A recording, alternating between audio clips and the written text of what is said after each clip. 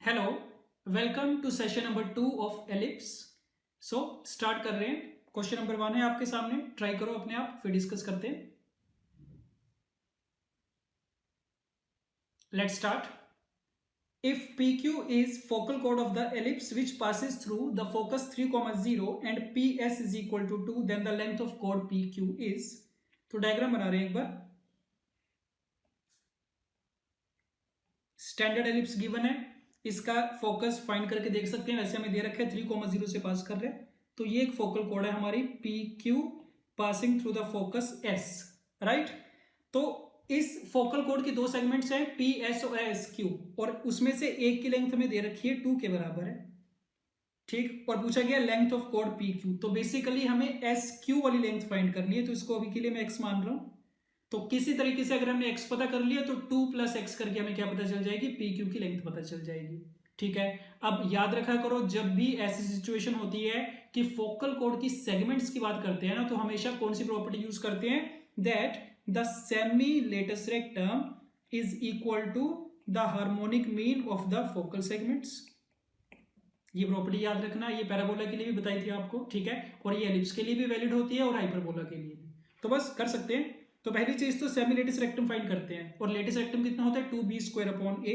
तो देख सकते हैं लेटिस रेक्टम की लेंथ कितनी आएगी, 2 टाइम्स b² की वैल्यू कितनी, 16/a, a की वैल्यू 5 है तो 32/5 है, राइट। तो सेमी लेटिस रेक्टम कितना हो गया, इसका हाफ हो गया। So 16/5 equal to harmonic mean of the focal segments. Focal segments का हार्मोनिक मीन कितना आएगा, 2L1L2/L1 + L2। तो ये x में इक्वेशन आ गई, यहां से x की वैल्यू मिल जाएगी हमें। तो this would be 32 + 16x = 20x। So 4x = 32। This implies x = 8, right. तो बस अब PQ की लेंथ कितनी मिल गई, 2 + 8 करके 10 के बराबर आ गई। सो this is the length of the focal code PQ = 10, right. Question number 2, the length of the major axis of the ellipse whose axes are the coordinate axis with lattice rectum 20 and whose length of minor axis is the distance between the foci। ठीक है, major axis की length find करनी है। तो दे रखा है latus rectum की length दे रखी है 20 के बराबर। सो 2b² a = 20। और साथ में ये भी गिवन है कि इसकी एक्सिस क्या है, कोऑर्डिनेट एक्सिस है। तो हम स्टैंडर्ड वाला एलिप्स मान के चलेंगे, x² a² + y² b² = 1, right. तो एक रिलेशन तो हमारे पास यहां से आ गया a और b में, दैट b² a = 10। और एक रिलेशन और मिल सकता है, कंडीशन दे रखी है length of the minor axis, that means 2 times b = the distance between the foci, that is 2ae। तो ये दूसरा रिलेशन है, b = ae। फाइंड हमें क्या करना है, length of the major axis find करनी है। तो a की वैल्यू फाइंड करने की ट्राई करेंगे। तो देख लो b = ae में दोनों साइड पे स्क्वायरिंग कर रहे हैं, b² = कितना, a² e², राइट। और a² की वैल्यू कितनी होती है, a² - b² के बराबर होती है। तो यहां से कितना आ गया तुम्हारे पास, 2b² = a² आ गया। तो दो इक्वेशंस आ गई हैं, इक्वेशन नंबर 1 और इक्वेशन नंबर 2। इनको सोल्व करके a की वैल्यू मिल सकती है हमें। तो क्या करो, b² की वैल्यू उठा लो फर्स्ट इक्वेशन में से और सेकंड में पुट कर दो। तो 2 टाइम्स b² कितना, 10a = a²। ये मिला, तो एक a तो कैंसिल आउट हो गया, a की वैल्यू कितनी मिल गई, = 20। So length of major axis कितना, इसका 2 टाइम्स करेंगे, this is equal to 40, right. So option D 40। Let's start. Tangents are drawn from the points on the line to the ellipse. Then all the chords of contact pass through a fixed point whose coordinates are। Again बड़ा common type का question है, हर chapter में देखने को मिल जाएगा, circle, parabola, ellipse, hyperbola, ठीक।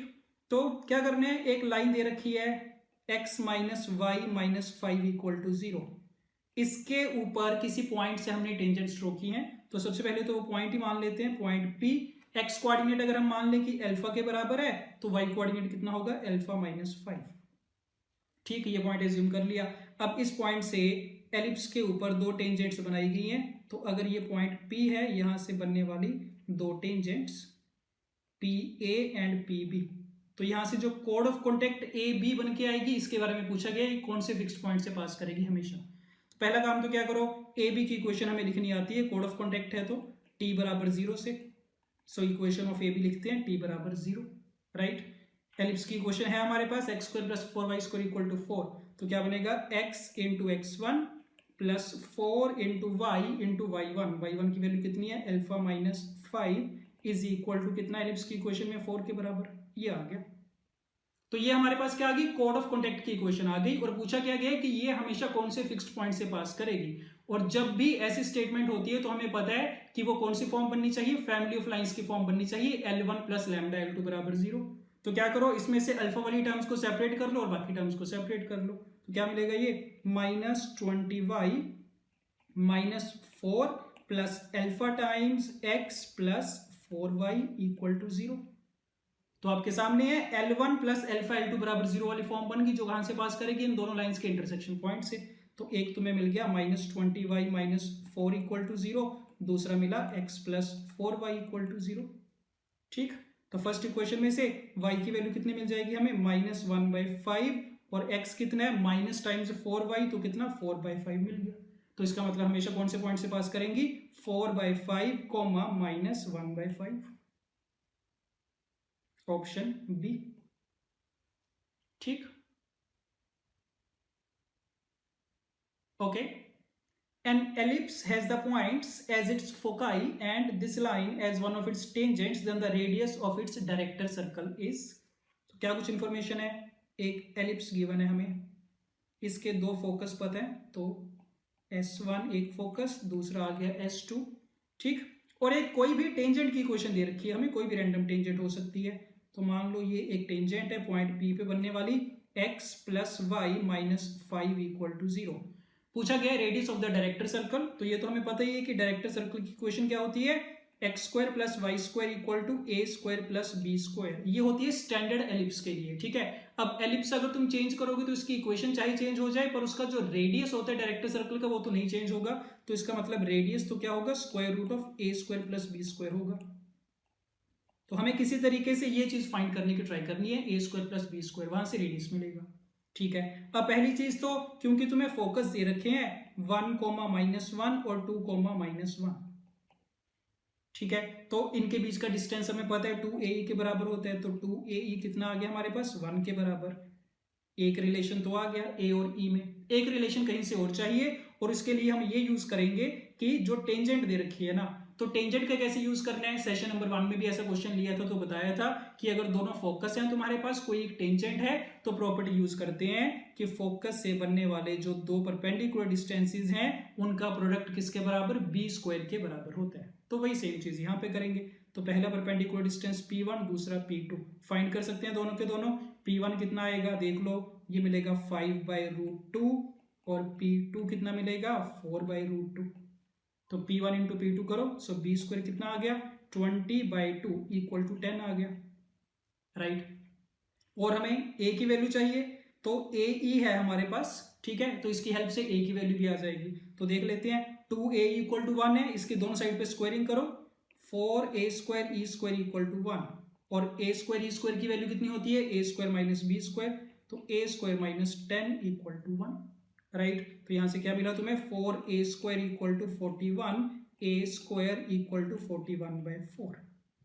तो ए square तुम्हारे पास आ चुका है, बी स्क्वायर आ चुका है, so radius is square root of a square plus B square, कितना बन गया ये 40, 41, 9/2 मिल गया, ठीक है। तो चेक कर सकते हो ऑप्शन में, radius is 9/2। Let's start. The maximum distance of the center of the ellipse from the chord of contact of mutually perpendicular tangents of the ellipse। अब ये भी इंटरेस्टिंग क्वेश्चन है, क्या पूछा गया है ना कि एक तो हमें एलिप्स गिवन है,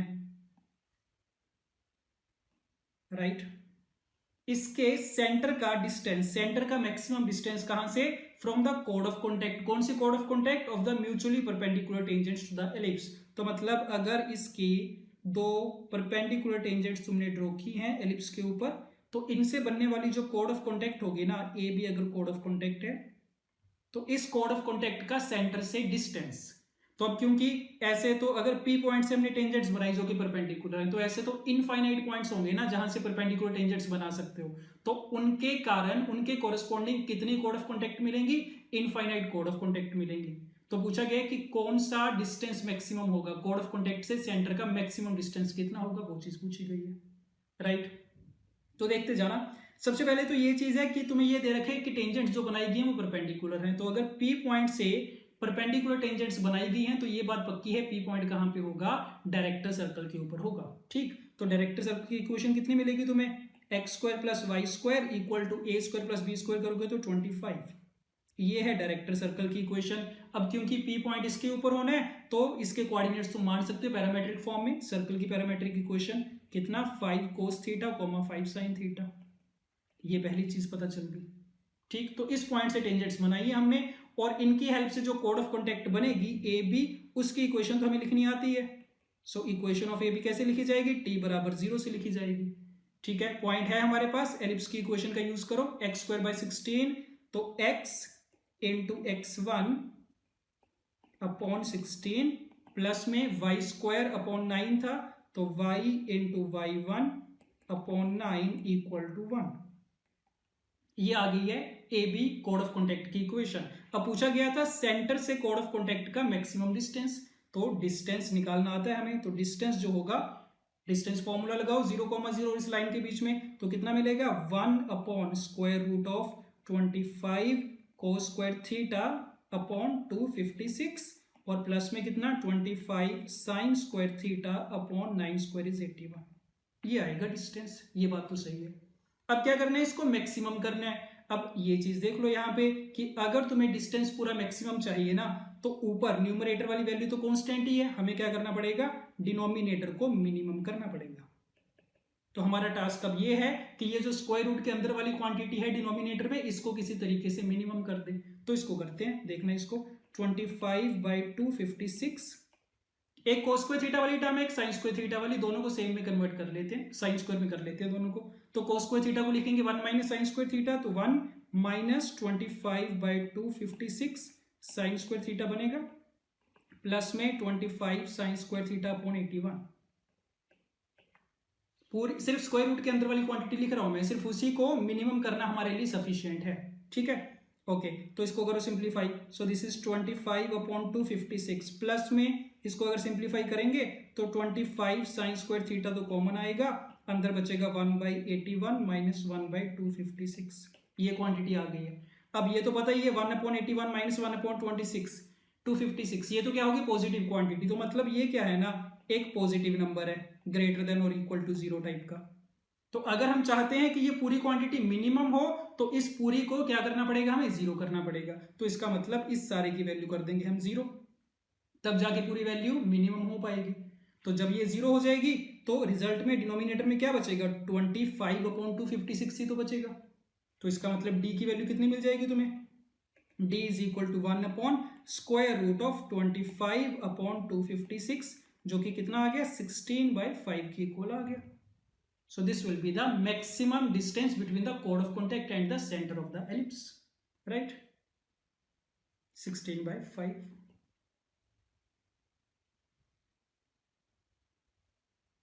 Question number 6.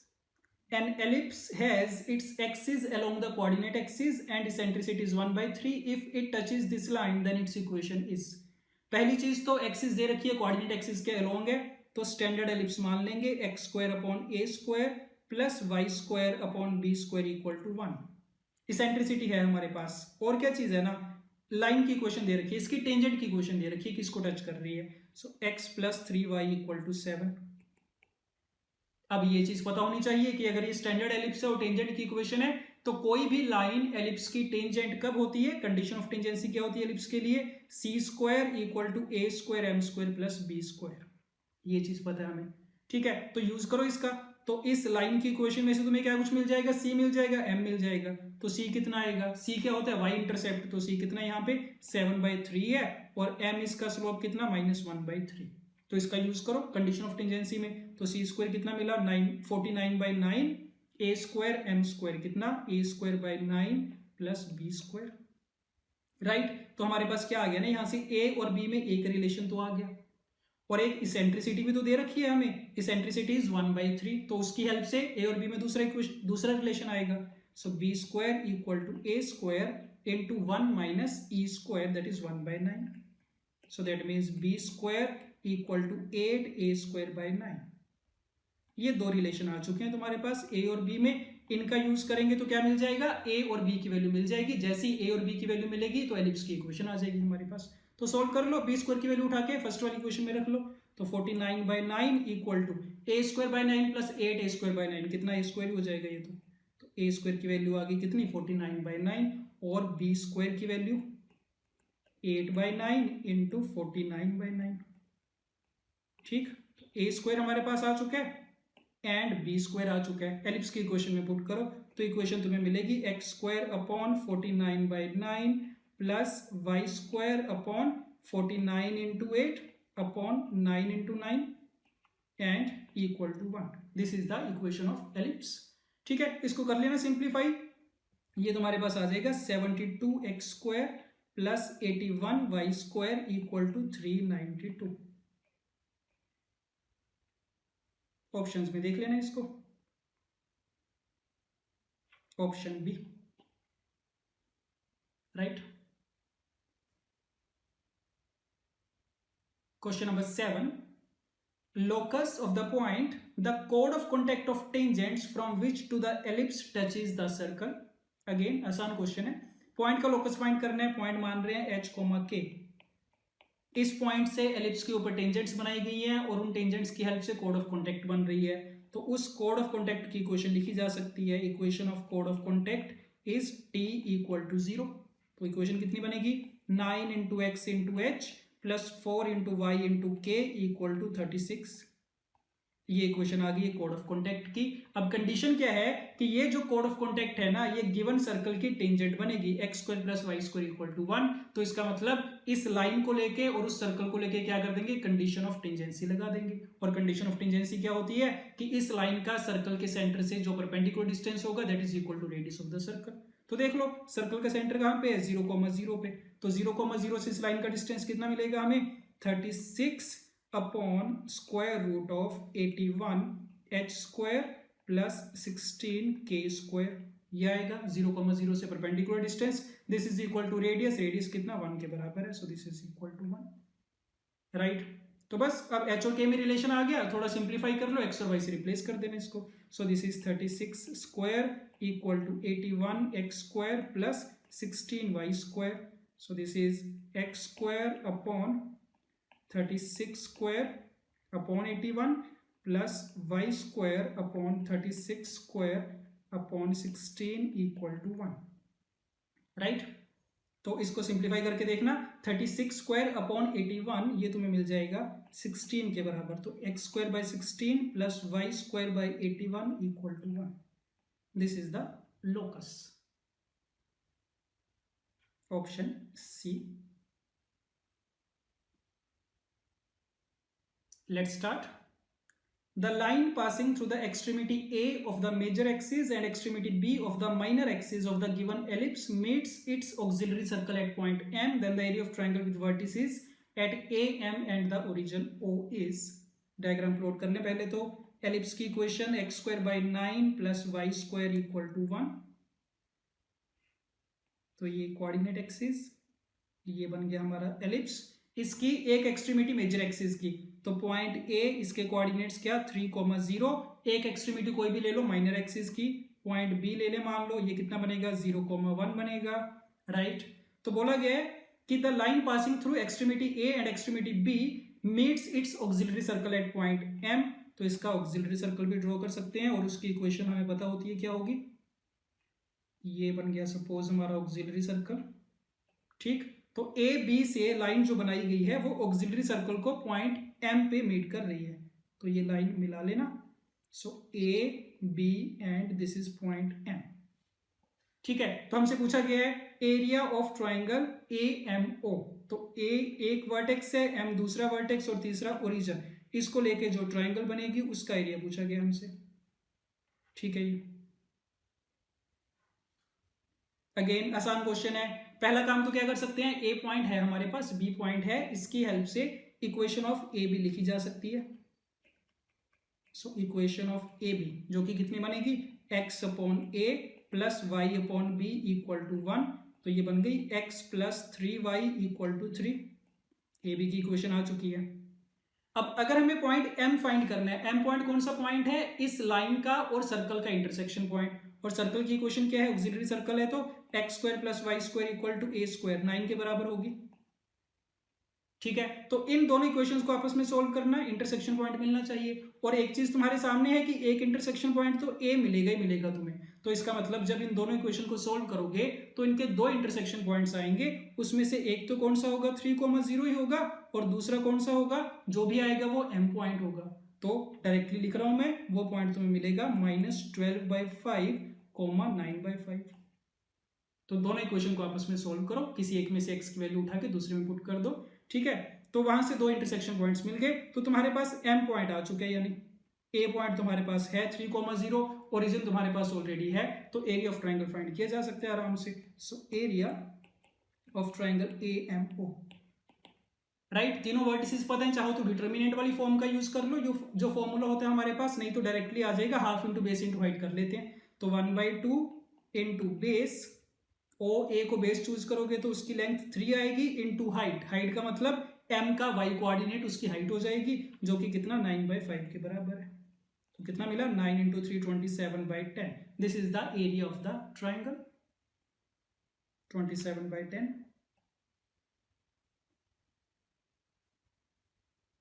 Question number 9, a variable tangent is drawn to the ellipse in the first quadrant intersecting its major and minor axes at points A and B, then the minimum value of the length AB is.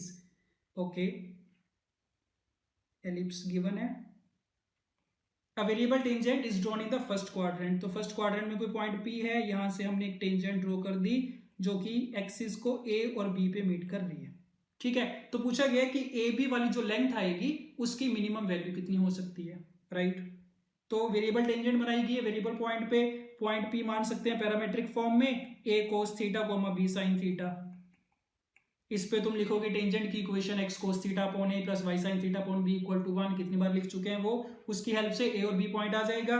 a point क्या मिलता होता है हमें, a/cos theta, 0, b point कितना 0, b/sin theta, ये दो points मिल जाएंगे, right. हमें ए बी लेंथ मिनिमम करनी है, तो ए और बी के बीच में डिस्टेंस फॉर्मूला लगाओ। सो ए बी डिस्टेंस कितना मिलेगा, square root of a square upon cos square theta plus B square upon sine square theta, ये मिल गया। इसको हमें क्या करना है, अभी मिनिमम करना है, minimum value of length A B. तो अब स्क्वायर रूट के साथ मिनिमम करना थोड़ा अगर मुश्किल बन जाएगा, कैलकुलेशन ज्यादा बनेगी, तो हम इसका स्क्वायर कर लेते हैं, स्क्वायर को मिनिमम कर देंगे, एक ही बात है वो। तो A B square is a square secant square theta plus b square tan square theta, sorry this is sin square theta, तो this would be cosecant square theta, right। तो अब हमारे लिए ना ये क्वेश्चन बन गया कि ये तुम्हारे पास एक फंक्शन है थीटा में, a square secant square theta plus b square cosecant square theta, तो इसको किसी तरीके से तुम्हें मिनिमम करना है, इसकी मिनिमम वैल्यू फाइंड करनी है।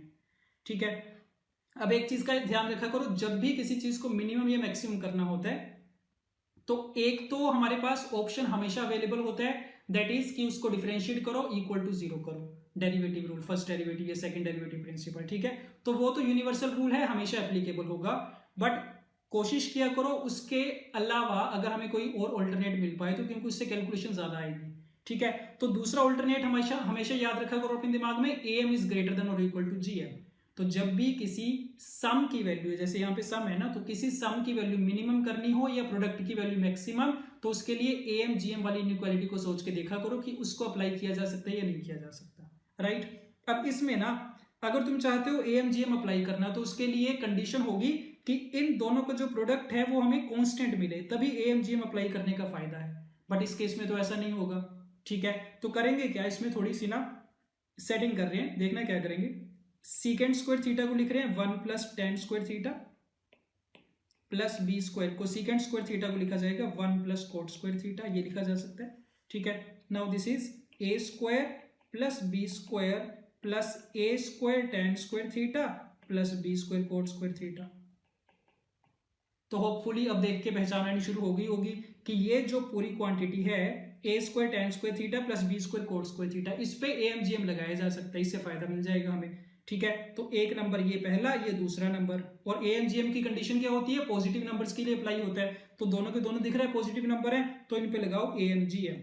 क्या मिलेगा, A square tan square theta plus B square cot square theta upon 2, ये तो एम आ गया, ग्रेटर देन और इक्वल टू। जीएम के लिए दोनों को मल्टीप्लाई करोगे, tan square theta cot square theta cut जाएगा, ए स्क्वायर बी स्क्वायर का स्क्वायर रूट कितना आएगा, ए बी आएगा। तो इसका मतलब क्या पता चला कि A square tan square theta plus B square cot square theta की मिनिमम वैल्यू कितनी होगी, ए बी, 2ab के बराबर होगी।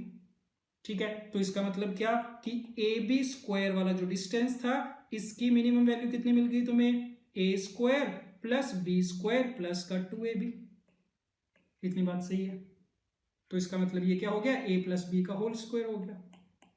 तो हमें तो ए बी की मिनिमम वैल्यू पूछी गई थी, तो ए बी की मिनिमम वैल्यू के लिए दोनों साइड पे स्क्वायर रूट कर देंगे, तो कितना आ गया, ये a प्लस बी के बराबर आ गया। So the minimum possible length of A B is equal to a plus b. Right, तो क्वेश्चन आसान था, बस मेन इसमें जो हमारा टास्क था वो यही था कि जो फंक्शन बन के आ रहा है उसको मिनिमम करना है। तो अगर ये चीज तुम्हें स्ट्राइक कर पाए एएमजीएम वाली तो बढ़िया बात है। ठीक है, नहीं तो अगर ये चीज ना पता चले तो इसको डिफरेंशिएट करो, इक्वल टू 0 करो, वहां से पता चल जाएगा।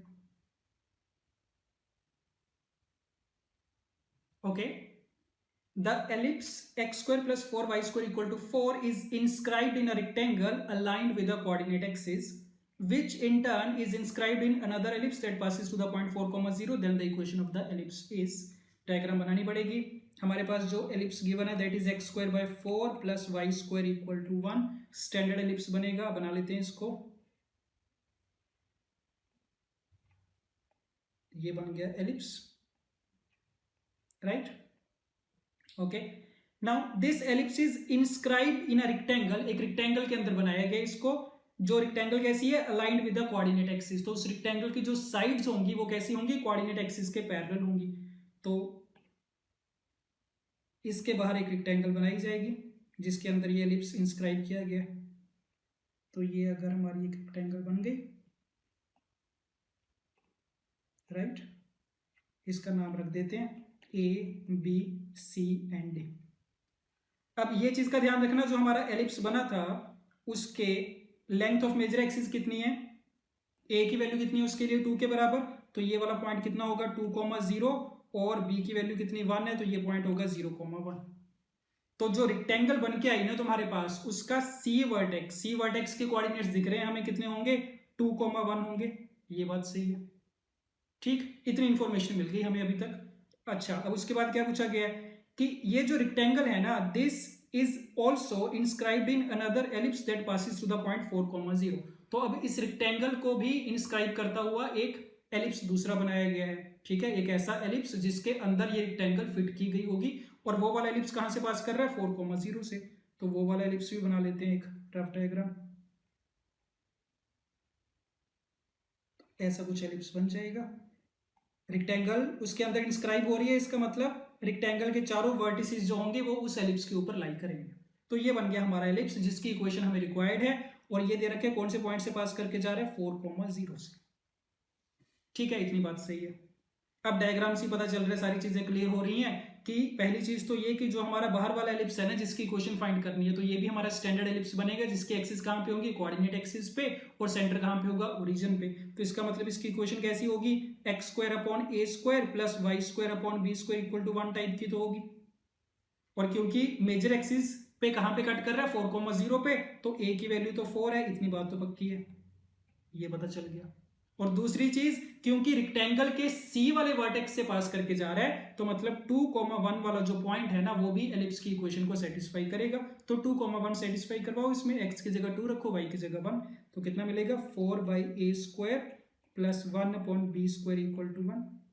और a स्क्वायर की वैल्यू है हमारे पास, पुट कर दो, तो कितना आएगा ये 1/b square equal to 1 minus 4/16 that is 1/4 which is equal to 3/4। तो b स्क्वायर की वैल्यू कितनी मिल गई 4/3 मिल गई। तो बस a स्क्वायर आ गया, b स्क्वायर आ गया, वैल्यू पुट करो, इक्वेशन आ जाएगी एलिप्स की। So x square upon a square plus y square upon b square equal to 1, right. तो कितना मिल गया ये मिल जाएगा हमें 16 से मल्टीप्लाई कर रहे हैं इसको, so X square plus 12y square equal to 16, right. Option देख सकते हैं, ऑप्शन डी।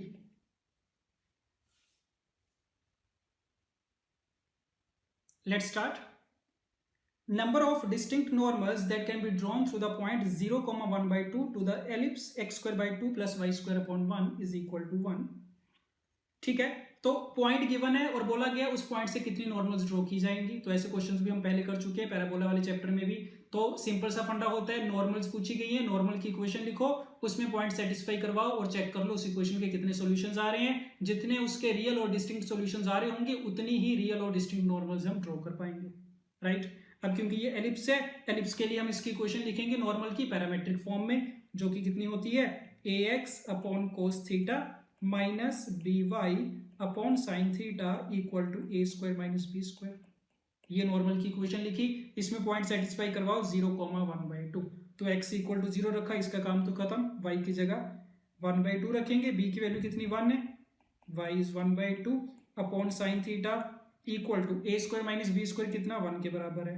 तो कितना मिला तुम्हें, साइन थीटा इक्वल टू -1/2 मिला। अब ये देखना इसके सॉल्यूशंस कितने आएंगे। तो एक चीज हमेशा याद रखा करो कि ये जो हम थीटा लेके चल रहे हैं, थीटा क्या है, इसेंट्रिक एंगल है, और इसेंट्रिक एंगल की रेंज होती है कितनी, 0 से 2π के बीच में, क्लोज्ड इंटरवल 0 से ओपन इंटरवल 2π। तो चेक कर लो 0 से 2π के बीच में साइन थीटा इक्वल टू -1/2 के कितने सॉल्यूशंस आने चाहिए, 2 सॉल्यूशंस आने चाहिए, एक थर्ड क्वाड्रेंट में, एक फोर्थ क्वाड्रेंट में, राइट। तो अब यहां से क्या पता चलेगा कि 2 सॉल्यूशंस आ रहे हैं इक्वेशन के, तो इसका मतलब टोटल डिस्टिंक्ट नॉर्मल्स कितनी होनी चाहिए, 2 होनी चाहिए, ठीक है। बट इसमें एक कैच है छोटी सी, उस चीज का ध्यान रखना। देखो इसको 0, 1/2 वाला पॉइंट है और एलिप्स है हमारे पास, तो इसको अगर तुम प्लॉट करो ना कोऑर्डिनेट एक्सिस पे,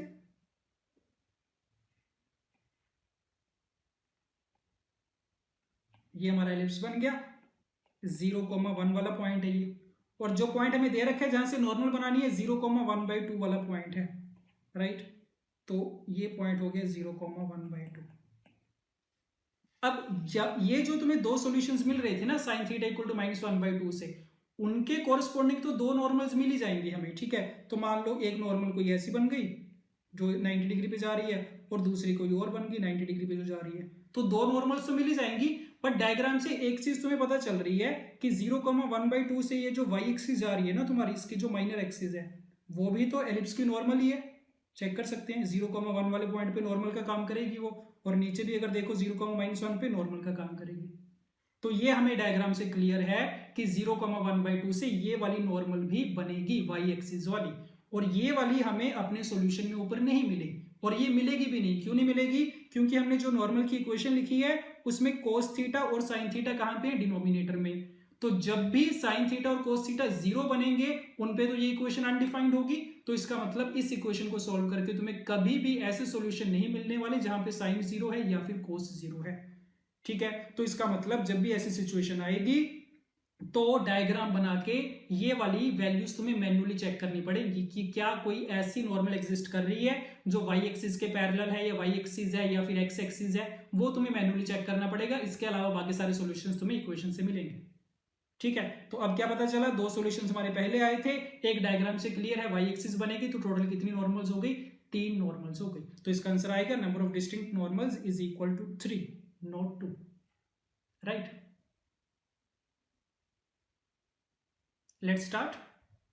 If a tangent of slope 2 of the ellipse is normal to the circle, then the maximum value of AB is, ठीक है। समझ में आ रहा है क्या क्या करना है। एलिप्स की टेंजेंट की इक्वेशन लिखनी है स्लोप 2 की, जो कि कितनी लिखी जाएगी, y equal to mx plus minus square root of a square m square, so 4a square plus b square.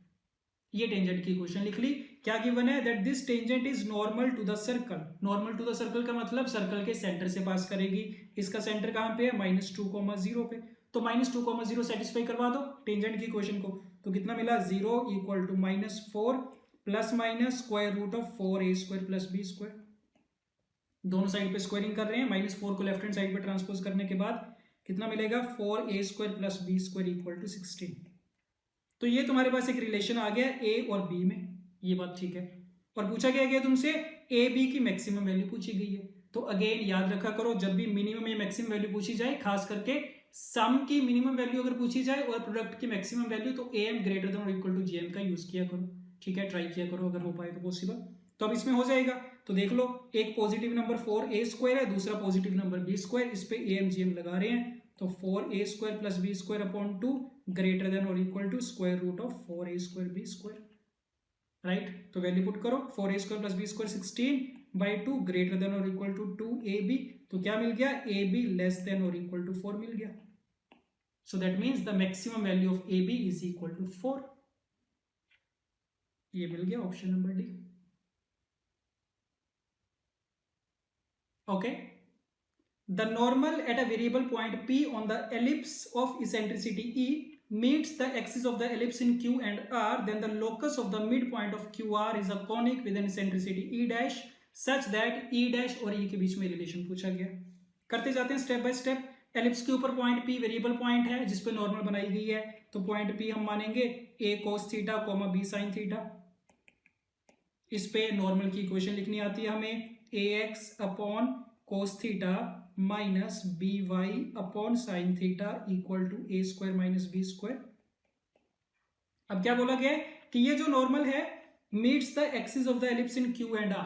तो मान लो इसकी मेजर एक्सिस को q पे मीट कर रही है, तो q के कोऑर्डिनेट्स लिख सकते हैं, y को 0 पुट कर देंगे, कितना मिलेगा ये a² minus b² cos theta upon a, 0, और r पॉइंट माइनर एक्सिस मतलब y एक्सिस पे मीट करेगा, उसके लिए x को 0 रखो, तो ये कितना मिलेगा 0, b² minus a² into sine theta upon b। इतनी बात ठीक है। अब क्या पूछा गया उसके बाद, locus of the mid point of Q R is a conic. तो क्यू आर के मिड पॉइंट का लोकस चाहिए, तो मान लेना इसका मिड पॉइंट जो है m वो h, k है, जिसका लोकस चाहिए हमें, तो मिड पॉइंट फॉर्मूला लगाएंगे। सो h कितना मिलेगा, a² minus b² into cos theta upon 2a मिल जाएगा मिड पॉइंट फॉर्मूला से, और k कितना मिलेगा, b² minus a² into sine theta upon 2b। ये बात भी सही है। अब लोकस के लिए क्या करना है, इसमें से थीटा को एलिमिनेट करना है, तो वो कर सकते हैं। पहली इक्वेशन से मिलेगा 2ah upon a² minus b², ये कोस थीटा की वैल्यू, और दूसरे में से 2bk upon b² minus a², this is equal to sine theta. तो दोनों साइड पे स्क्वायरिंग और एडिंग दोनों इक्वेशंस में, तो ये आ गया 4a² h² upon a² minus b² का whole square plus 4b² k² upon a² minus b² का होल स्क्वायर इक्वल टू 1। ये लोकस आ गया, एक्स और वाई से रिप्लेसमेंट कर दो, और क्या मिल रहा है, ये x² upon a² minus b² whole square upon 4a² plus y² upon a² minus b² whole square upon 4b² equal to 1। ये आ गया इसका लोकस, जो कि क्या बन रहा है, एक एलिप्स बन रहा है। ठीक है, वापस चलते हैं क्वेश्चन पे। क्या बोला था, locus is a conic with an eccentricity e dash. तो इस कोनिक की, ये जो हमारे पास कोनिक आया जो कि अगेन एलिप्स है, इसकी इसेंट्रिसिटी को इसने ई डैश से डिनोट किया है, और जो हमारा गिवन एलिप्स था उसकी इसेंट्रिसिटी ई थी। तो ये चीज तो पता है कि इसकी जो ई होगी ना, e² वो कितनी होती है, 1 माइनस b² अपॉन a², ये होगी।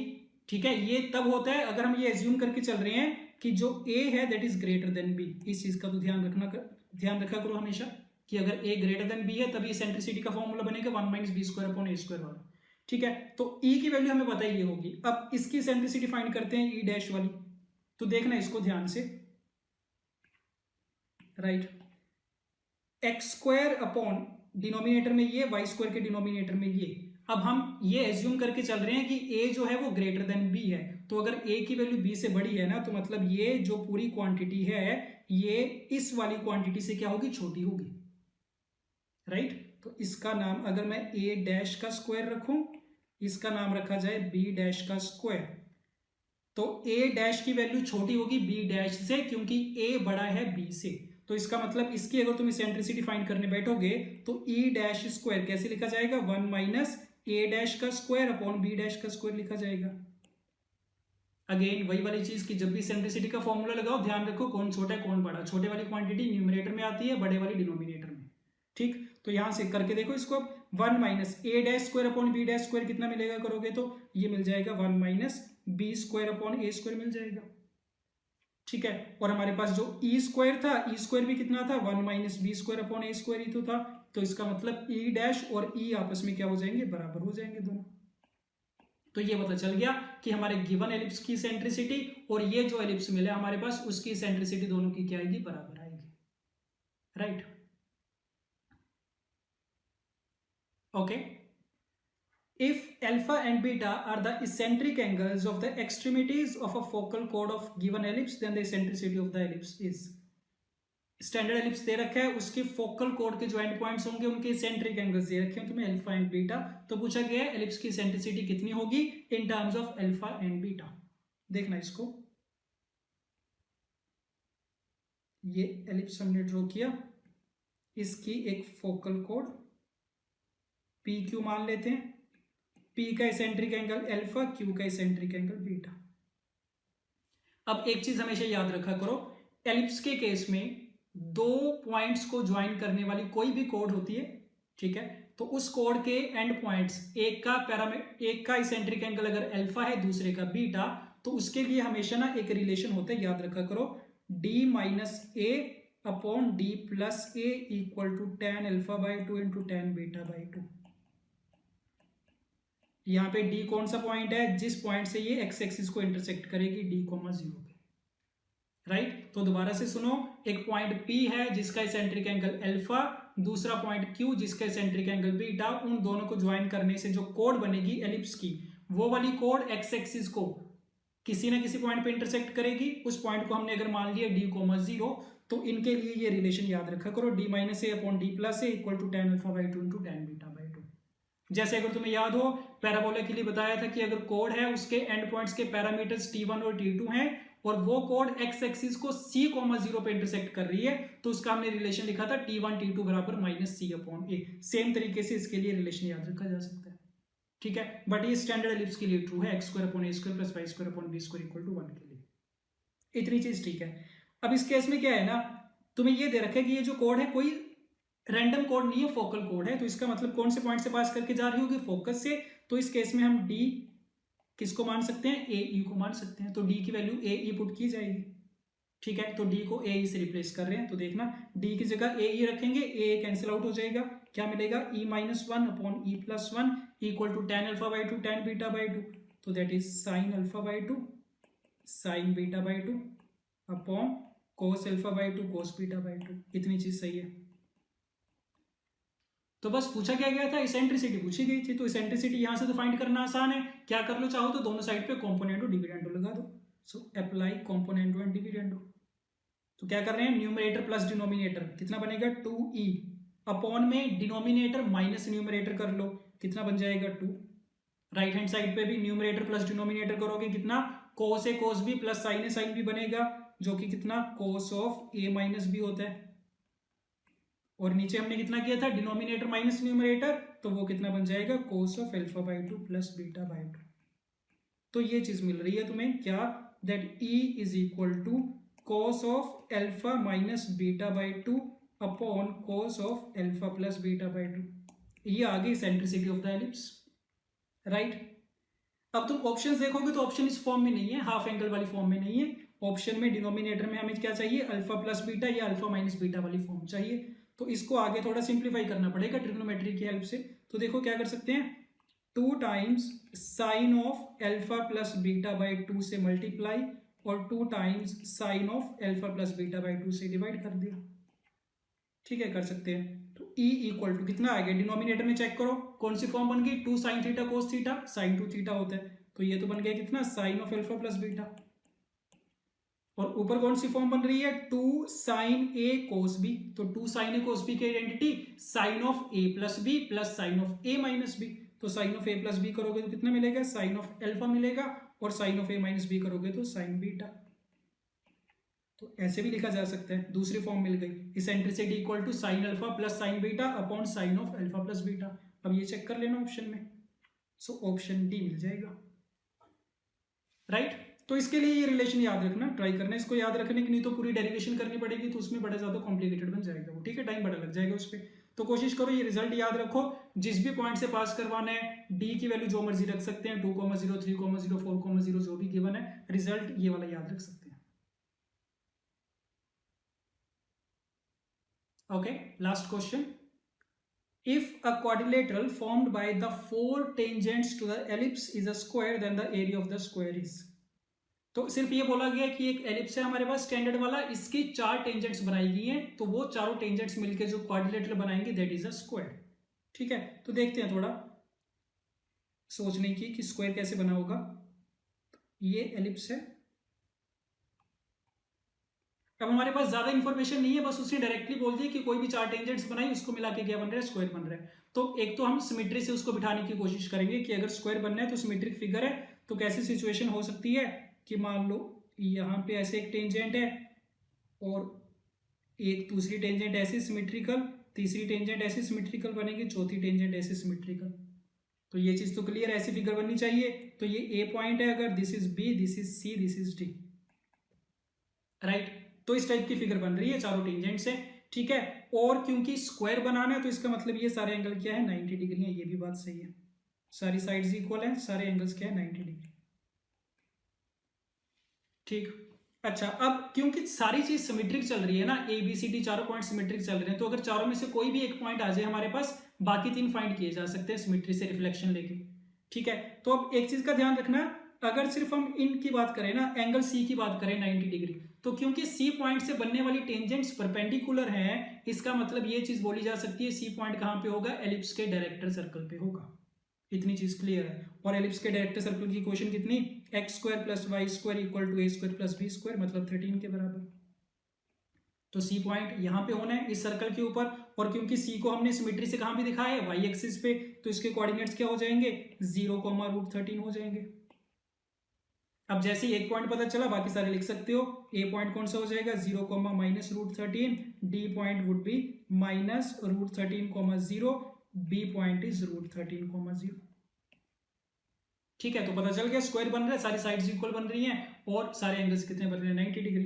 तो पूछा क्या गया था, एरिया ऑफ द स्क्वायर। तो देख लो बस, अगर ये ओ पॉइंट है तो कितना बनेगा, ये साइड लेंथ कितनी मिलेगी, बी सी, तो साइड लेंथ आएगी √2 टाइम्स √13, दैट मीन्स √26 आ जाएगी पाइथागोरस से, ठीक है। तो साइड लेंथ अगर √26 आ गई तो इसका मतलब एरिया कितना आ गया, साइड लेंथ का स्क्वायर करोगे तो 26 square units.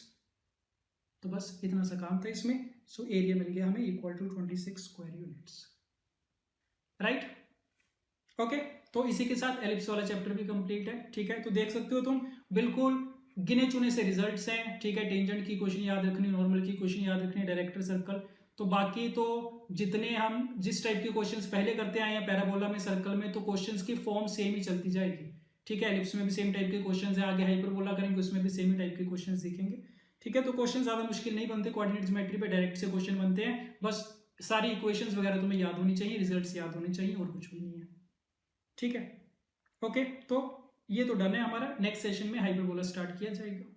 Okay, so thank you.